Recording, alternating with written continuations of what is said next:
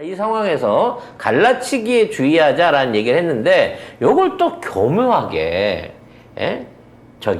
다른 방향으로 해석해갖고 양쪽 사이를 이간질하고 있더라고요. 뉴스 먼저 보겠습니다. 네, 김동연 당선인이 어제 YTN 라디오에 출연을 했습니다. 이재명 의원에게 어떤 말을 하고 싶냐라고 진행자가 물으니까 일단 많이 도와주셔서 감사하다고 간략하게 말씀을 하셨는데요. 그러면서 국민들이 민주당에 갖고 있는 기대, 그러니까 성찰과 개혁을 하는데 앞장서겠다고 밝혔습니다. 제가 이 기사를 가져온 이유는 다른 기사들은 대부분 애매하게 이재명 까는 듯한 느낌의 그런 기사들입니다. 그게 뭐냐면 이재명을 해준 게 없다라는 뉘앙스인 거예요. 뭐 개혁하겠다 이런 느낌으로 해서 약간 박지원하고 비슷한 목소리를 내나? 이런 식의 기사들이 되게 아니면 많았거든요. 내가 혼자 해냈다는 건가? 뭐 이런 식의 뉘앙스를 보여주는 겁니다. 분석 기사는 그런 것도 네. 있어요. 분석 기사는 김동연이 뭐 이제 대권 후보로 올랐다. 이제 경기도지사 된 사람한테 경기 진짜 신인이야, 신인. 아유, 3개월 정치 3개월 신인이고 아유 머리야. 그 전까지만 합당이라고 하지만 당 같은 당도 없었고 새로운 물결에는 그 안에서 일했던 모든 그 조직이라 그래. 이번 선거 조직과 선거 운동원들이 다 이재명 캠프 안에 있던 사람들을 전부 다 몰빵해서 거기다 몰아준 거예요. 사실상 이재명 후보는 자기 인물론으로 본인 힘으로 그러면서 그냥 많이 돌아다니지도 못했어. 다른 데 지번 유세 다니느라고. 하도 전국에서 다 와달라 해가지고. 그래서 그 혼자서 몰빵을 해갖고 개인 플레이로 지금 이만큼을 이뤄내서 압도적 당선을 해낸 거고, 김동연 의원은 사실은 이재명 후보 측 사람들이 도와주지 않았으면 이번에 제대로 된 선거조차 할 수가 없었다니까. 만약에 이재명 후보가 개항을 안 나오고 했으면 최이배가 나왔다 생각해봐봐. 그러면 박지원이 나왔다 생각해봐봐. 다 졌어요. 인천이고 경기고 나발에 다 졌어. 내가 볼 때. 그리고 우리는 우리 개딸들을 비롯해서 젊은 세대나 우리 측의 이재명 적극 지지자들, 개혁 지지자들이 우리가 김동연을 어떻게 합니까?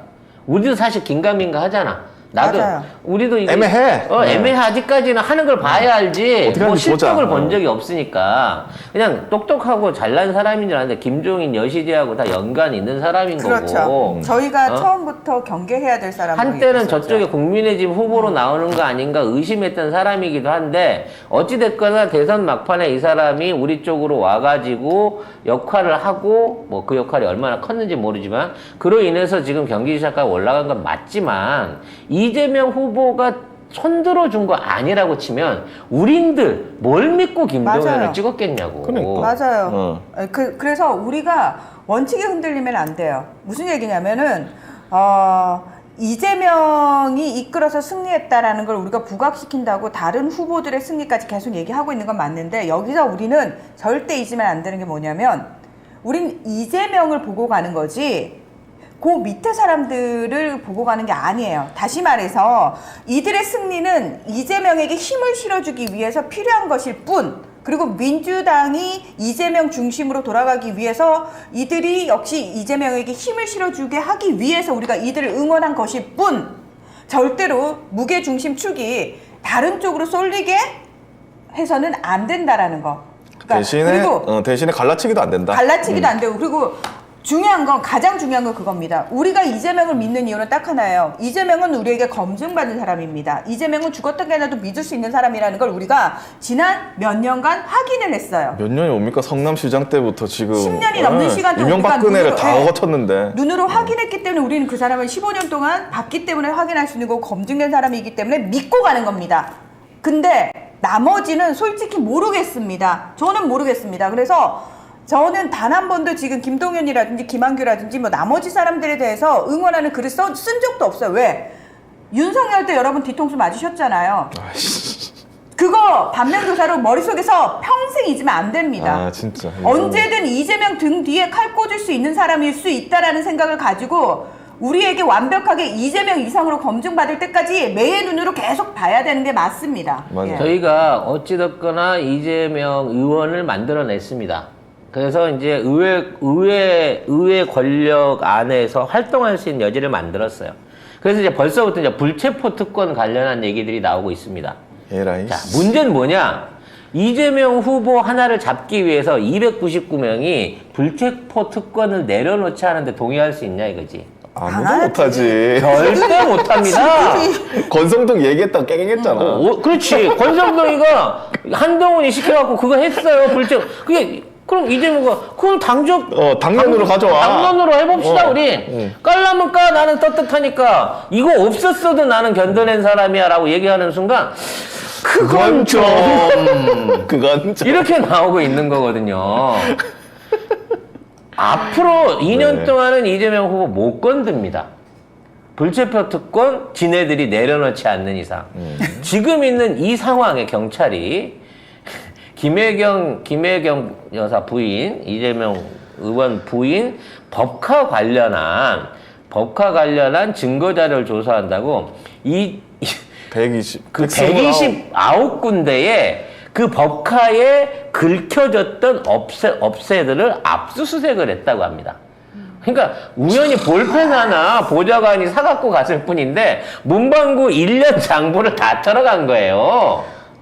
진짜 소름 끼치면서 이제 송 작가님이 우리가 빵집 5번 간 거 얘기한 것처럼 왜 매일 금요일 5시에 그 같은 빵집에 가서 똑같은 금액의 빵을 사냐고.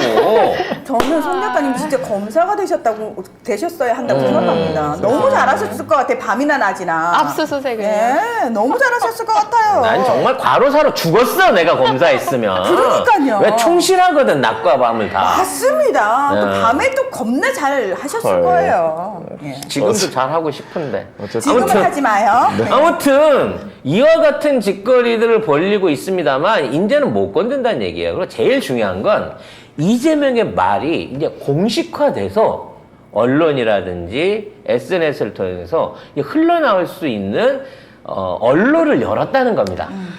그리고 문재인 대통령하고 저는 지금 똑같은 상황이라고 봐요. 문재인 대통령이 그 당 후보 말고 후보 되기 전에 당 대표 됐을 때도 민주당 안에서 난리가 나고 깽판 치고 그렇죠. 그리고 온 언론이 그리고 온 종편이 문재인 욕만 했습니다. 계속 박근혜가 되고 나서도 맞아요. 매일매일 막 맞아요. 뭐 누구의 백촌까지만 해가지고 조선일보 막 그랬고 뭐 침해설 나왔지 가짜뉴스 엄청 나왔지 뭐 금괴 200톤설도 있었고 기억나십니까? 지금도 그래서- 양산 사저 지하에는 이 주춧돌이 금괴로 돼 있다고. 그래서 왜 금 찾으러 가자고 사람들이 그랬다면서요. 금괴 200톤은 미친 거 아니야? 있으면 대통령 왜 하나? 아무튼 아우 우리 이거 너 한결같아. 너 대통령 싸게 보는구나. 한결같아. 돈 내가 있으면 얘기했지. 용산 지하에 일본군 비자금 금괴 500톤 있다고. 그만 전 세계에 무슨 금이 다 거기 있어. 전 세계에 있는 금은 40만 톤이고 인류가 뽑아낸 게 17만 톤이야. 내가 한번 계보를 읊어줘. 근데 아무튼 그 당시에 용산 미군 기지 그 자리가 옛날 일본군들 주둔 기지였단 말이야. 네, 거기에 500톤이 숨겨져 있다는 말이 있어. 자, 그때 왜 그랬냐? 그 박근혜 되고 나서도 여전히 그때도 차이 얼마 안 났잖아요. 1~2% 정도 차이밖에 안 나고. 그리고 박근혜가 되고 나서도 제일 유력한 사람이 문재인이었던 겁니다. 그렇죠. 그리고 아무리 털어도 하나도 안 나왔던 사람이 문재인이었던 거예요. 그러니까 내부에서 막 계속 안철수 영입하고 김한길 영입하고 해가지고 막 깽판 치고 전라도에 해준 게 뭐냐 이러면서 당 깨고 나가버렸죠. 그 다음에 뭐 종편이나 저쪽 당은 매일 문재인 욕하고 윤석열 욕하고 그랬거든요. 근데 대통령이 됐어. 그러면 그 상황이 저는 지금 똑같이 벌어질 거라고 보는데 왜 그러냐면 이재명도 문재인 대통령처럼 아무리 공격해도 무너뜨릴 수 없다는 걸 알기 때문입니다. 근데 되게 웃긴 게 뭔지 아세요? 저 똥파리들이 뭐라고 공격하냐면은 저 충격받았던 게 이재명을 그렇게 잡아 쳐넣으려고 지랄 발광을 했잖아. 별건의 별건 수사를 하는 그 특기를 가진 검찰이 못 잡아넣었잖아요, 결국은. 근데 그걸 가지고 똥파리들은 뭐라고 해석하냐면 이재명은 검찰의 끈앞풀이야. 그래서 안 잡아내는 거야. 이게 문재인이 삼성 장학생이라는 거랑 똑같은 저 논리지. 진짜 그 기적의 논리를 보고 와, 이 사람들은 도대체 머릿속에 뭐가 들어있지? 아 그래요? 그러면 좀 지지 좀 해줘. 한동훈 좋아하잖아 니들. 윤석열도 좋아하잖아. 검찰 끈앞으로 좀 지지 좀 해주세요.